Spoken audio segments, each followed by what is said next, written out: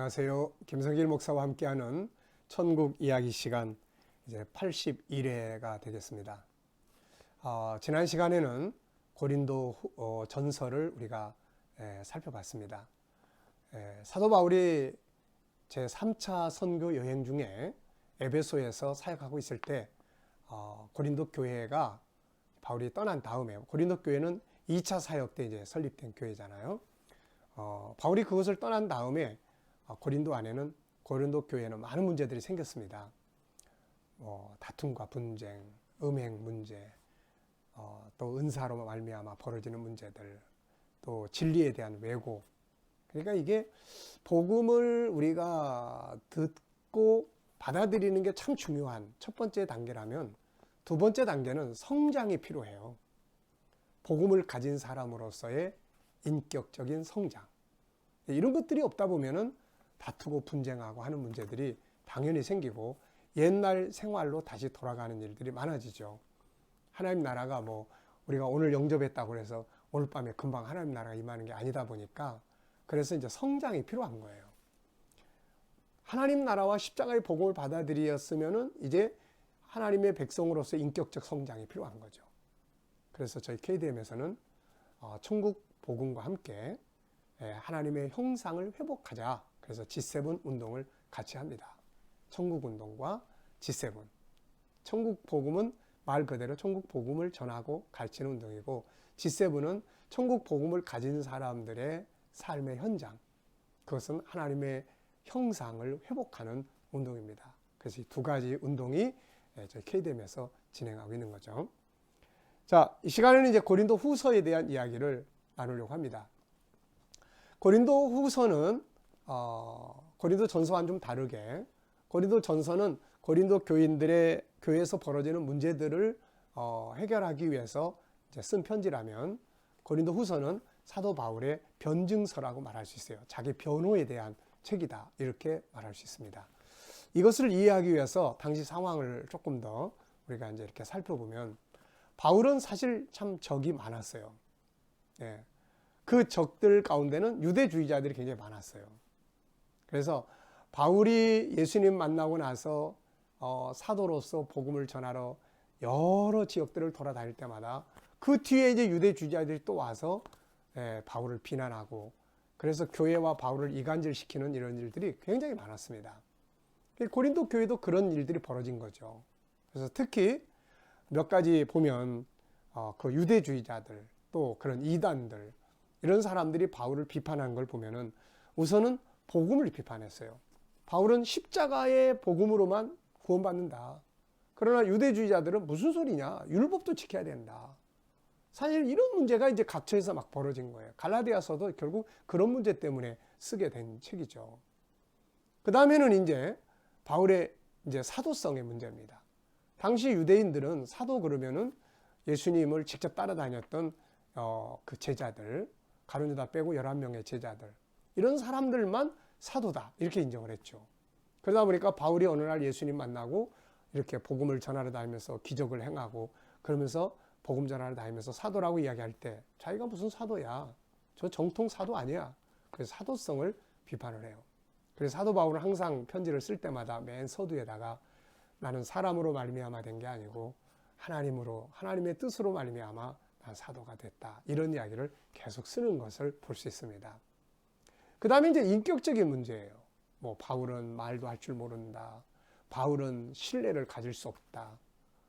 바울이 원래 이제 고린도를 또 이제 한 번 더 방문을 하려고 했었는데, 아시아 에베소에서 일어난 여러 가지 소동 문제 때문에 못 간 적이 있었어요. 이제 이런 문제 가지고 다 막 비판하는 거예요. 믿을 수 없다.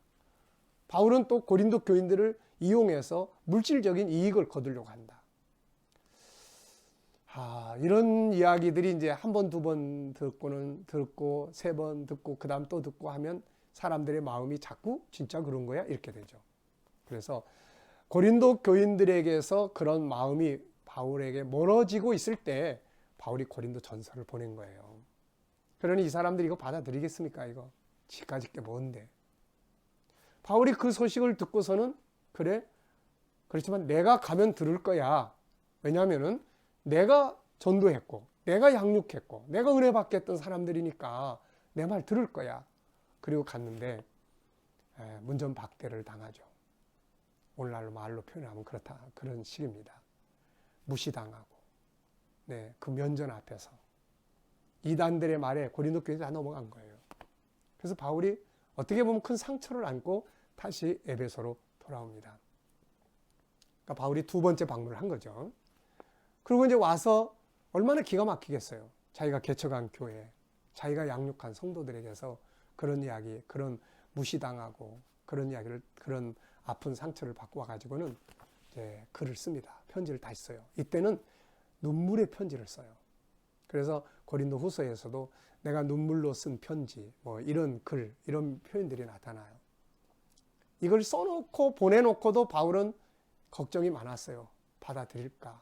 괜히 썼나? 뭐 이런 거죠. 그러면서 이제 바울은 이제 자기의 계획, 그 유럽 교회들을 순방하면서 구제연금 모으고 빨리 이제 예루살렘으로 가야 돼요. 그런 다음에 로마로 갈 생각들을 하고 있었기 때문에 에베소서의 이제 사역을 이제 빨리 마치고, 그리고 난 다음에 이제 구제연금을 모으기 위해서 저 빌립보로 갑니다. 빌립보로 이제 가서 이 사람들이 눈물의 편지를 받고 회개를 했다, 이 이야기를 전해 들어요. 예. 눈물의 편지를 써서 보내놓고 자기는 이제 마게도냐, 다시 말하면 빌립보, 데살로니가 이쪽을 이제 가는데, 가는 이유는 구제연금 모으기 위한 거죠. 그런데 거기서 고린도 교인들이 크게 회개했습니다. 당신의 편지를 받아보고 마음 아파합니다. 자, 이 눈물로 쓴 편지가 뭐냐? 어떤 분은 고린도 후서라고 이야기하기도 하지만 대체적으로는 없어진 편지다, 이렇게 봅니다. 그 소식을 듣고 바울이 얼마나 기뻤겠어요. 마음이 얼마나 이제 평안해지겠습니까? 그래서 이제 빌립보 그쪽 지역에서 편지를 써요. 이제 안정된 마음 가지고, 그게 고린도 후서입니다. 그래서 이 고린도 후서를 써서 이제 고린도로 보내죠. 보내놓고 자기는 이제 지역 다른 교회들을 다 들러서 예루살렘에 보낼 구제헌금 다 모으면서 이제 고린도에 온 거예요. 그래서 여기서 이제 안정된 가운데 로마서를 써서 보내놓고 자기 이제 예루살렘으로 간 겁니다. 자, 그러다 보니까 이제 고린도 후서가 바울 자신의 심정을 안정된 가운데서 잘 표현을 했어요. 그래서 1장부터 6장까지는 자신이 이렇게 고린도에 한 번 더 가야 되는데 더 못 간 사정도 쓰고, 또 이제는 다 용서하자, 그런 이제 이야기도 쓰고, 또 자기 사도성에 대한 이제 변호도 해요. 나는 하나님으로부터, 주님으로부터 직접 내가 주님 만나서 그리고 부르심을 받은 거다, 이제 이런 이야기 씁니다. 그리고 또 자기가 사도로서 일을 하는 목표가 뭐냐? 돈 이렇게 이용해서, 고린도 교인들을 이용해서 착복하려고 하는 거 아니다. 그러면서 4장 5장에 가면 이제 자기가 복음을 위해서 일하는 목적을 분명하게 밝힙니다. 그리고 이제 6장에 가면은 이 복음이 회방당하지 않게 해서 이 소중한 복음을 위해서 내가 참고 견디고 사람들에게 폐를 끼치지 않고 복음의 가치를 지키기 위해서 어떻게 살았는지를 눈물겹게 써요. 그러고 난 다음에 이제 7장에 가면 이제 자기 소감을 이야기해요. 눈물의 편지를 보냈는데 성도들이 그걸 받아보고 돌아섰다는 걸 보면서 내가 너무 감사하고 기쁘다. 그러면서 이제 8장 9장은 역시 이제 고린도 교회도 구제헌금 빨리 해야 되니까 이 고린도전서 16장에서 그 이야기를 했어요. 그래서 빨리 준비해라. 내가 감히 가져갈 수 있도록 준비를 해라. 이쪽에서는 벌써 다 끝났는데 빌립보, 데살로니가 이 사람들이 너네 교회 가서 보면은 아직도 준비가 안 돼 있으면 얼마나 부끄럽겠냐. 그러면서 준비할 것을 이야기를 해요. 그리고 이제 10장부터 13장까지는 본격적으로 아주 이단들에 대해서 단호하게 이야기를 합니다. 이들은 너희가 왜 다른 복음을 그렇게 잘 받아들이냐.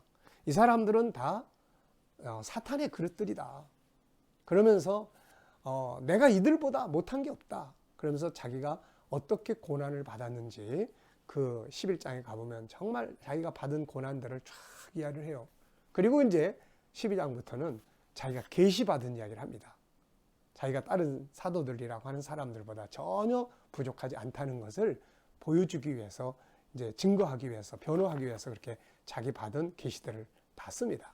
그리고 물질적으로 내가 보낸 사람들 중에 누가 너희들에게 물질 요구하더냐, 그런 일 없다, 이거 이야기하고, 이제 마지막 13장에 가면은 내가 이제 세 번째 너희들한테 가게 되는데, 가게 되면 너희들의 정말로 믿음의 삶이 어떤지, 진짜 믿음이 있는지 너희들을 한번 시험해 보고 싶다라고 하는 이야기를 하면서 정리를 합니다.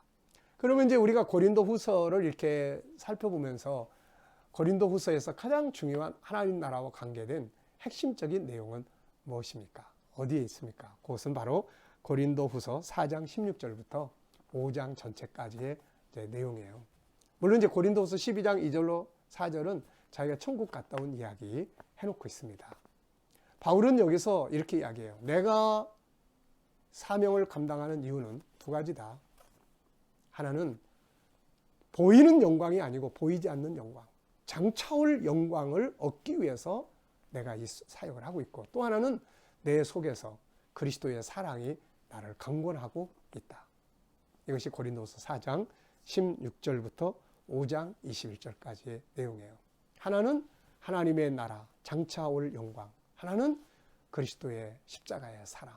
이 두 가지 때문에 내가 이 사역을 하는 거지, 물질을 얻기 위해서, 세상 명예를 얻기 위해서 이 일을 하는 거 아니다. 이것이 아마 복음을 가지고 일하는 하나님의 종들의 마음이 아니겠나 싶습니다. 여러분, 고린도 후서와 함께 정말 우리가 주의 종들은 사명을 감당해야 될 사명의 분명한 철학, 뭐 때문에 일합니까? 성도들은 뭐 때문에 믿습니까? 그것은 하나님의 나라, 예수 그리스도의 십자가의 사랑, 이것 때문에 나는 일을 합니다. 이 철학이 분명하게 세워져야 할 줄로 믿습니다. 오늘의 말씀 여기서 마치겠습니다. 감사합니다.